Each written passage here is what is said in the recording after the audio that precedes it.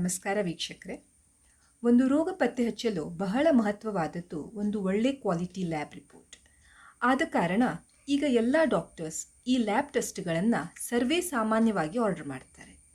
ಈ ಟೆಸ್ಟನ್ನು ಯಾವಾಗ ಮಾಡ್ತಾರೆ, ಹೇಗೆ ಮಾಡ್ತಾರೆ ಮತ್ತು ಇದನ್ನು ನಾವು ಹೇಗೆ ಈಸಿಲಿ ತಿಳಿದುಕೊಳ್ಳಬಹುದು ಅನ್ನೋದನ್ನು ನಾವು ನಮ್ಮ ವಿಡಿಯೋಸ್ಗಳ ಮುಖಾಂತರ ತಿಳಿದುಕೊಳ್ಳೋಣ.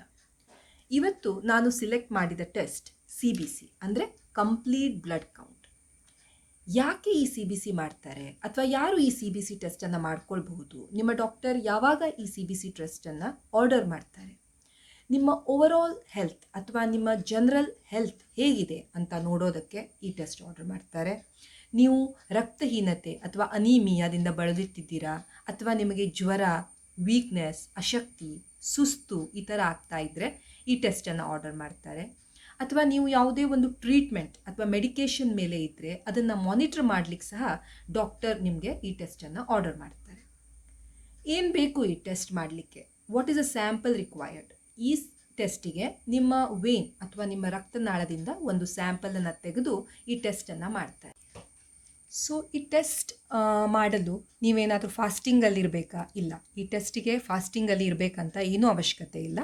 ಬಟ್ ಪ್ರೊವೈಡೆಡ್ ನಿಮಗೆ ಬೇರೆ ಟೆಸ್ಟ್ ಅದರ ಜೊತೆ ಇದ್ದರೆ, CBC ಜೊತೆಗೆ ನಿಮಗೆ ರೀನಲ್ ಫಂಕ್ಷನ್ ಟೆಸ್ಟ್ ಇದೆ ಅಥವಾ ಲಿವರ್ ಫಂಕ್ಷನ್ ಟೆಸ್ಟ್ ಇದೆ, ಅಂಥ ಟೆಸ್ಟ್ಗಳ ಜೊತೆಯಲ್ಲಿ ಇರಬೇಕಾದ್ರೆ ಇವಾಗ ನೀವು ಫಾಸ್ಟಿಂಗಲ್ಲಿ ಇರಬೇಕಾಗುತ್ತೆ.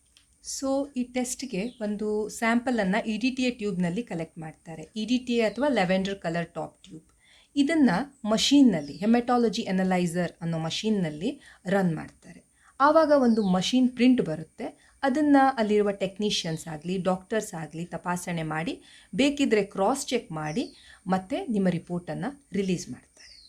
ಈ ಸಂದರ್ಭದಲ್ಲಿ ನಾನೊಂದು ಇಂಪಾರ್ಟೆಂಟ್ ವಿಷಯ ನಿಮ್ಮ ಹತ್ರ ಹೇಳಲು ಬಯಸ್ತೇನೆ. ನಾವು ಹೇಗೆ ಸಾಮಾನು ಖರೀದಿ ಮಾಡಬೇಕಾದ್ರೆ ಒಂದು ISO ಮಾರ್ಕ್ ನೋಡಿ ಅಥವಾ ಜ್ಯುವೆಲ್ಲರಿ ಅಥವಾ ಬಂಗಾರ ಖರೀದಿ ಮಾಡಬೇಕಾದ್ರೆ ಮಾರ್ಕ್ ನೋಡಿ ಇದನ್ನು ತೆಗೆದುಕೊಳ್ತೇವೋ, ಒಳ್ಳೆ ಕ್ವಾಲಿಟಿ ರಿಪೋರ್ಟಿಗಾಗಿ ನಾವು ಒಳ್ಳೆ ಅಕ್ರಿಡಿಟೆಡ್ ಲ್ಯಾಬ್ಸ್ಗಳಿಂದ ಟೆಸ್ಟನ್ನು ಮಾಡಿಕೊಳ್ಬೇಕು.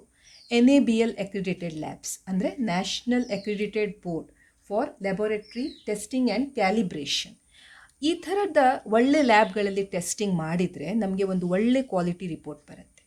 ಯಾಕೆ ಅಂದರೆ ಈ ಥರ ಲ್ಯಾಬ್ಸ್ಗಳಲ್ಲಿ ದಿನ ಕಂಟ್ರೋಲ್ ರನ್ ಮಾಡ್ತಾರೆ, ಮಷೀನ್ ಮೇಂಟೆನೆನ್ಸ್ ಮಾಡ್ತಾರೆ, ಕ್ಯಾಲಿಬ್ರೇಷನ್ ಇರುತ್ತೆ, ಟ್ರೈನ್ ಟೆಕ್ನಿಷಿಯನ್ಸ್ ಇರ್ತಾರೆ ಆ್ಯಂಡ್ ಡಾಕ್ಟರ್ಸ್ ಇರ್ತಾರೆ.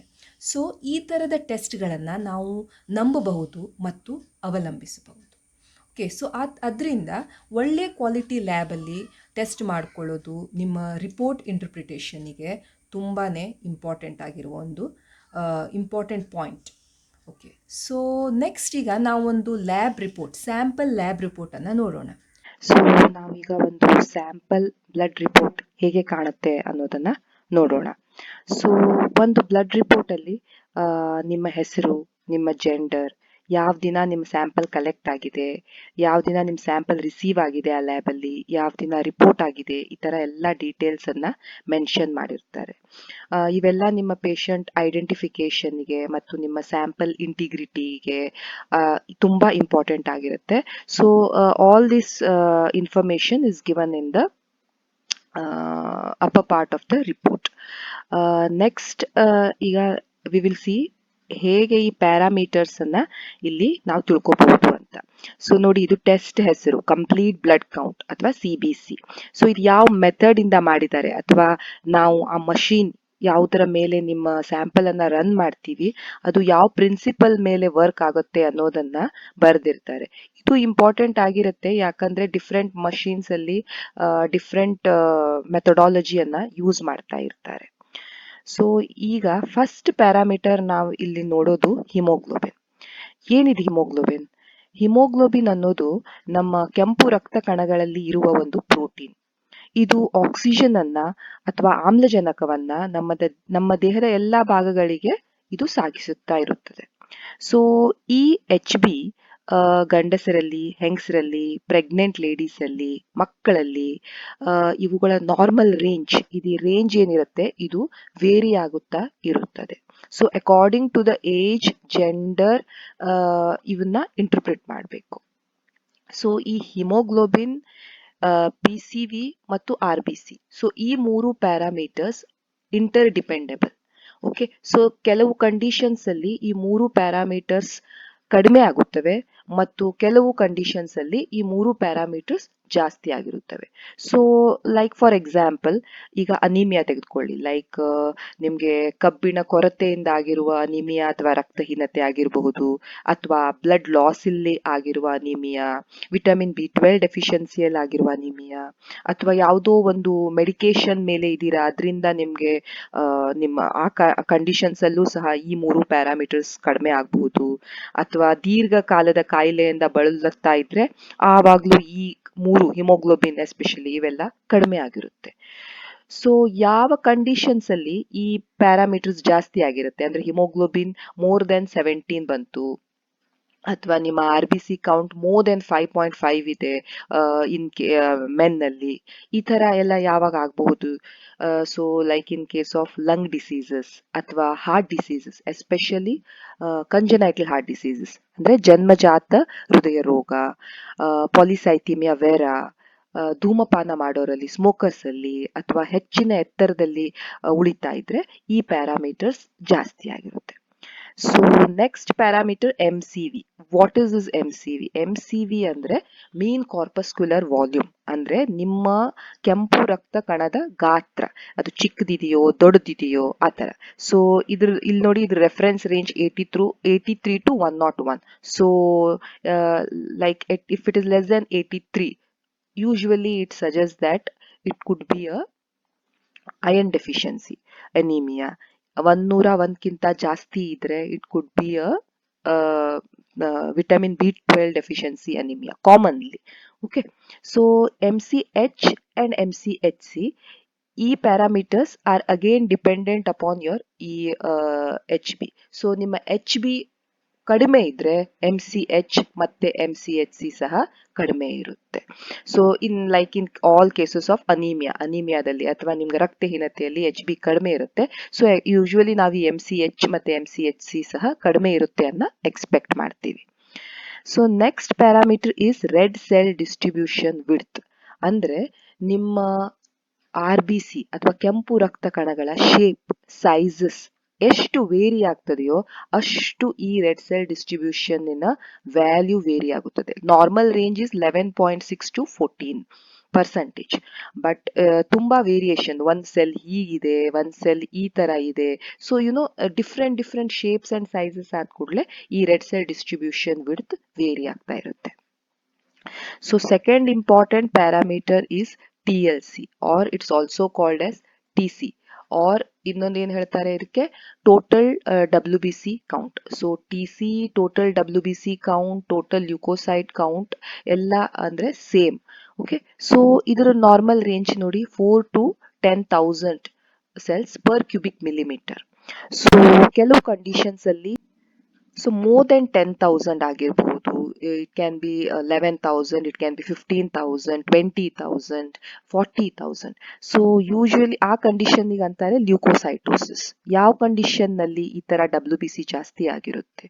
So WBC like in case of infections, injury, ಅಥವಾ ನಿಮ್ಗೆ ಗಾಯ ಆಗಿದೆ, ಯಾವುದೋ ಒಂದು ಕೈಂಡ್ ಆಫ್ ಕ್ಯಾನ್ಸರ್ ಅಥವಾ ಸರ್ಜರಿ, ಸ್ಟ್ರೆಸ್ಫುಲ್ ಕಂಡೀಷನ್ಸ್ ಅಲ್ಲಿ ಈ WBC ಕೌಂಟ್ ಜಾಸ್ತಿ ಆಗ್ಬೋದು.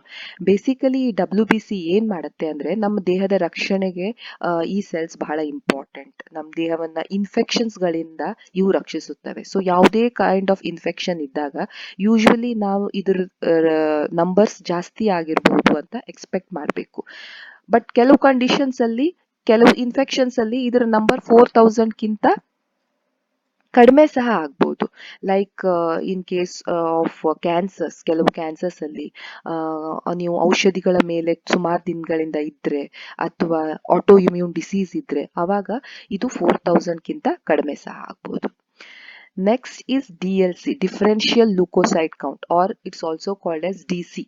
ಸೊ ಇಲ್ಲಿ DC ಅಂದ್ರೆ ಡಿಫರೆನ್ಷಿಯಲ್ ಕೌಂಟ್ ಮಾಡ್ತಾರೆ. WBCಯ ಬೇರೆ ಬೇರೆ ಸೆಲ್ಸ್ ಅನ್ನ ಕೌಂಟ್ ಮಾಡ್ತಾರೆ, like neutrophils, lymphocytes, monocytes, basophils and eosinophils. So neutrophils ಎಲ್ಲರಿಗಿಂತ ಜಾಸ್ತಿ ಪ್ರಮಾಣದಲ್ಲಿ ಇರುತ್ತೆ, ಮೇಜರ್ ಚಂಕ್ 40 to 80%. ಸೊ ಯಾವ ಕಂಡೀಷನ್ಸ್ ಅಲ್ಲಿ ನ್ಯೂಟ್ರೋಫಿಲ್ ಪರ್ಸೆಂಟೇಜ್ ಜಾಸ್ತಿ ಆಗುತ್ತೆ? ಮೋರ್ ದೆನ್ 80 ಅಥವಾ 85%, like in case of pneumonia, ಅಥವಾ ಈ ಫ್ರ್ಯಾಕ್ಚರ್ಸ್ ಇರ್ಬೋದು, ವೈರಲ್ ಇನ್ಫೆಕ್ಷನ್ಸ್, ಬರ್ನ್ಸ್ ಇಂಥ ಕಂಡೀಷನ್ಸಲ್ಲಿ this becomes more than 80%. Lymphocytes in case of TB ಅಥವಾ ಕ್ಯಾನ್ಸರ್, ವೈರಲ್ ಇನ್ಫೆಕ್ಷನ್ಸ್, ಈ ದಟ್ ಕಂಡೀಷನ್ಸ್ ಲಿಂಫೋಸೈಟ್ಸ್ ಜಾಸ್ತಿ ಆಗುತ್ತೆ, ಲಿಂಫೋಸೈಟೋಸಿಸ್.